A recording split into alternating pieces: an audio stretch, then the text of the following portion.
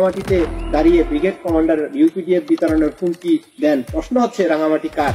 আমি বলবো পার্বত্য চট্টগ্রাম মাটি পাহাড়ি জনগণের, তারাই নির্ধারণ করবে কে থাকবে আর কে থাকবে না।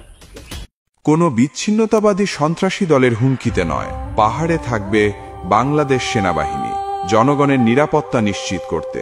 পাহাড়ে থাকবে বাংলাদেশ সেনাবাহিনী পাহাড়ের রাস্তাঘাট, স্কুল ও সেতু নির্মাণে অবদান রাখতে। পাহাড়ে থাকবে বাংলাদেশ সেনাবাহিনী দুর্যোগে ও বিপদে সবার ঢাল হয়ে পাশে দাঁড়াতে। পাহাড়ে থাকবে বাংলাদেশ সেনাবাহিনী চাঁদাবাজি, ছিনতাই ও অপরাধ দমন করতে। পাহাড়ে থাকবে বাংলাদেশ সেনাবাহিনী সীমান্তে চোরা কারবারি, মাদক ও অস্ত্র পাচার প্রতিরোধে।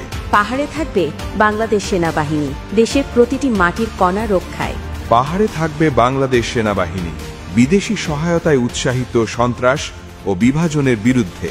পাহাড়ে থাকবে বাংলাদেশ সেনাবাহিনী শান্তি ও শৃঙ্খলা রক্ষায়। পাহাড়ে থাকবে বাংলাদেশ সেনাবাহিনী বাংলাদেশের স্বাধীনতা, সার্বভৌমত্ব ও অখণ্ডতা রক্ষায়।